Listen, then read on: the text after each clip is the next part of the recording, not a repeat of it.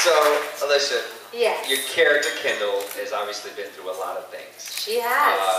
And your losses and just your heart and just all these different things. And you portray it so well, the pain and everything that you go through. How do you make yourself cry when it comes to these scenes?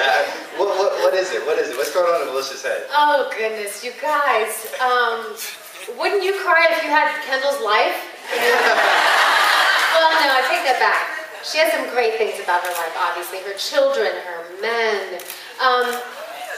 You know, that's sort of a tough question. I think we're all very emotional people. We're all actors, and so I think we're all very in touch with our emotions. And I really just sort of tap into what this woman is going through. And I just go there. I mean, that's the only way I can describe it. You know, you just have to sort of be relaxed and open to whatever happens. Right. And maybe I cry because I have so much dialogue. Who knows? Maybe that's why I cry. Yeah. I'm tired, so maybe that's why. That's what it is, exactly. She's ready to go home like the rest of us. All right, cool. Next question is actually for Jamie Lunar. Jamie Lunar.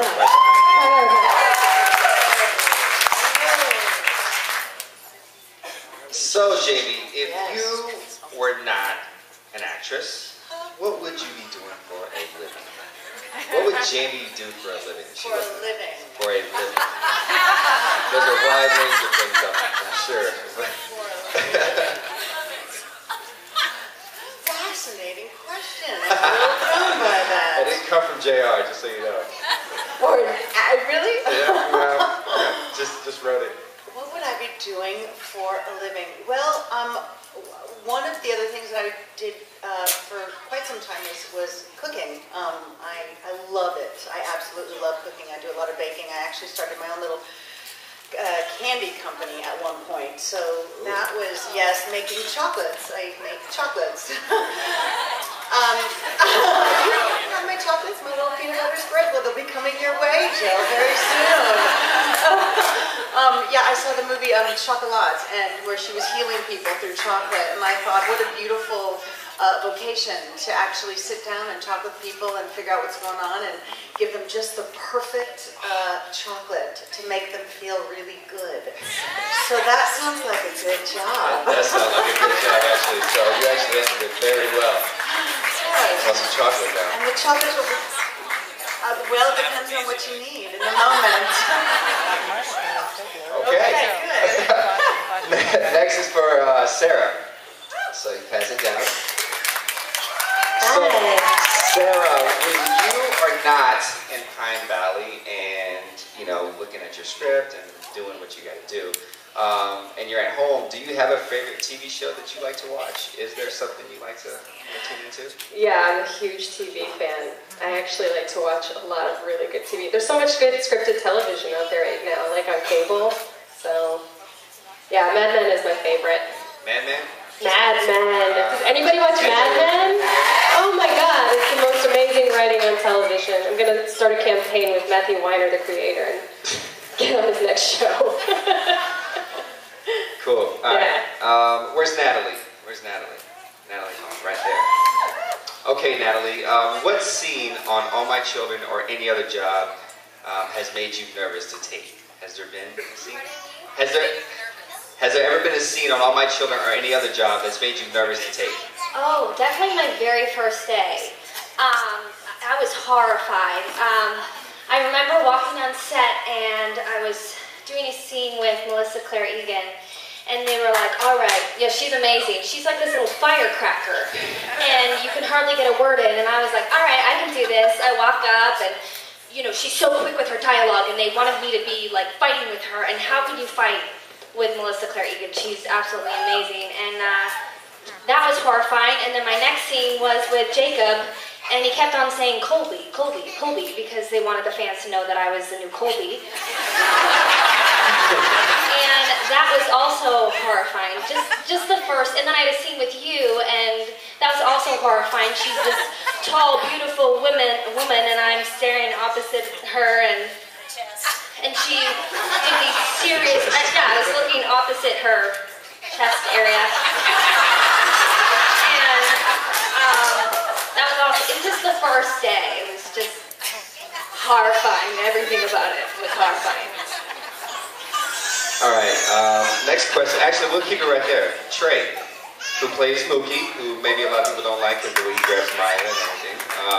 But Trey doesn't do that. So, Trey, what actually inspired you to become an actor? Was there something in your life that inspired you, someone? Wow. I was on set for a film when I was about 12 years old for a movie called Ride with the Devil, directed by Ang Lee.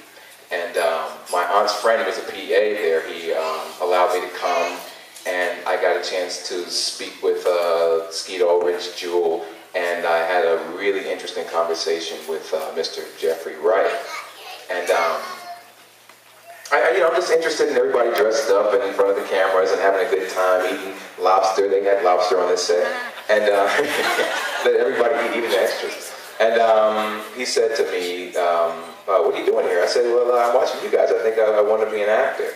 And he says, well, you can do it. It takes lots of hard work, but, you look like you got the chops. You can do it. So I held on to that, and here I am today. Next question is for Jordy.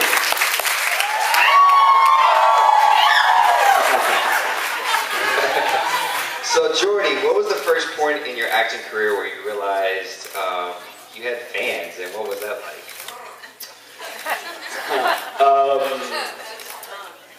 Well, I'll tell you a funny fan situation. When I was working at Guiding Light, there were these appearances. They flew us up they flew me to Pittsburgh, and I sat in the women's lingerie section of Sears.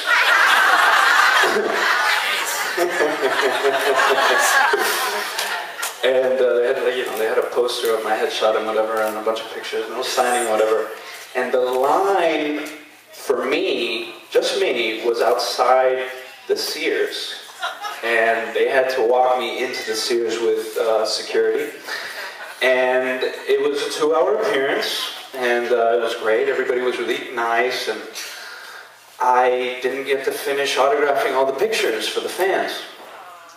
And right when I was leaving, there were 6 cheerleaders that showed up in their cheerleading outfits, screaming, not Jordy, but Tony, my character's name on the show. And I had to be escorted out of the Sears in a limousine, and these girls were chasing my limousine.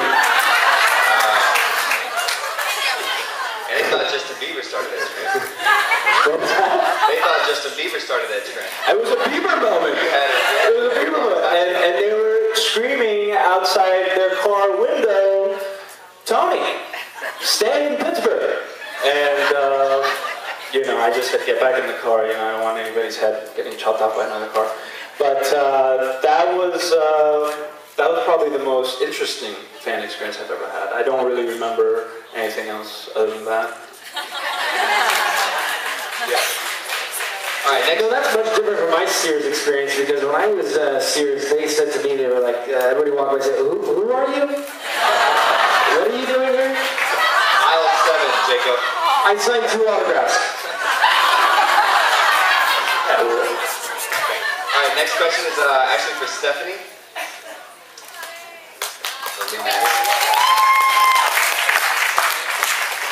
Thought this would be a fun question for Stephanie, and I think she'll agree. Stephanie, what is your favorite guilty indulgence? Oh, man. I wish I had something good and juicy, but honestly, actually, this came up for me this morning. Anyone who was in the back room knows. My biggest guilty pleasure is doing the dew, drinking Mountain Dew. And I know it's bad for you and whatever, but I love it, and I used to be quite addicted. I used to have a 20-ounce Mountain Dew every morning, first thing. And so now I consider myself in recovery. But on days like today, when I want to have a lot of energy and when I just feel like indulging, I'll have a dew.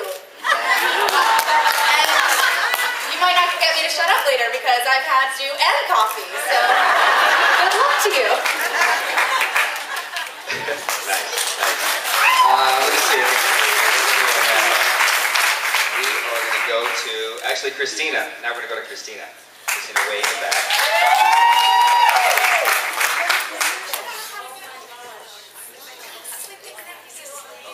Oh, is that Spike? Hi guys.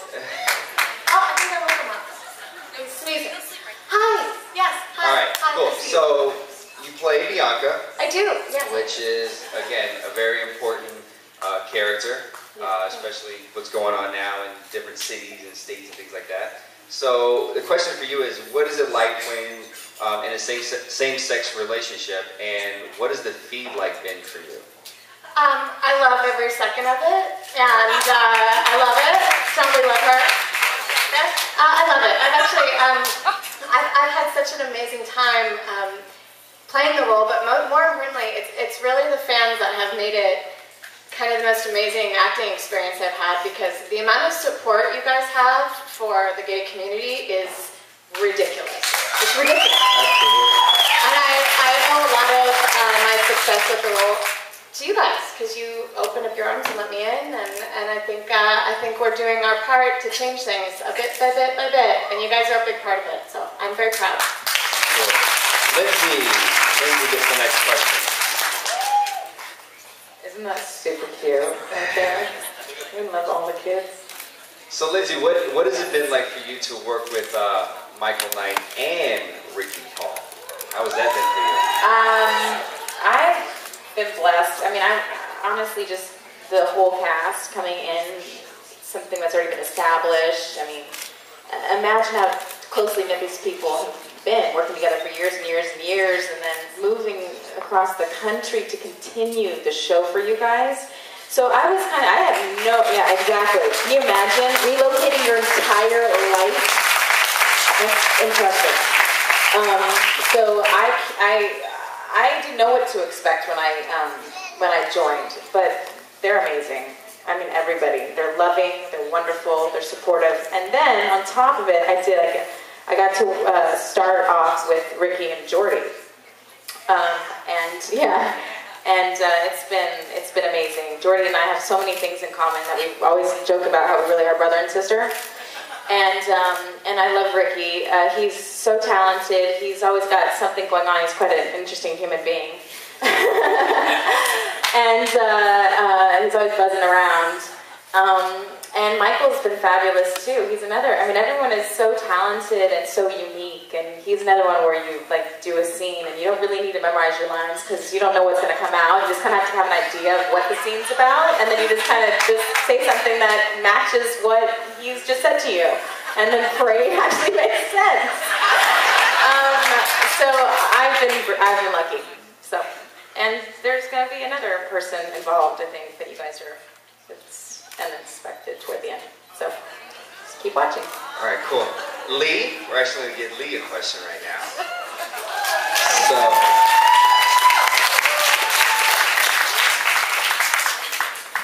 Lee, I was just having so much fun listening to him. Thank you. Yes, what? So, what's the question I'm asking you? What have you been your favorite storylines that you've been involved in on the show? Oh, well, for a brief period of time, they did try to show that Joe and Ruth were a loving couple. I mean, loving. Kissing, hugging, and one scene, only one scene in bed. And then I had to wear a nightgown that was like granny. And he had on pajamas that were, it's flannel, really. Just not very romantic at all, but Ray McDonnell is one of the most wonderful actors in the world for me, and certainly one of the best actors I've ever had the good luck to work with. This man is a joy, an absolute joy. He is what he is on the screen. He's even, I don't know, more off screen, but yet he's the same man. I mean, he's just a miracle man, and you're all fortunate to have seen him for all these years, I must say. And I am very fortunate to have just had him for a few years. Thank you all so very much. This is just wonderful for all of us, and especially for me. Thank you. And we're going to do one more question for Jennifer in the back.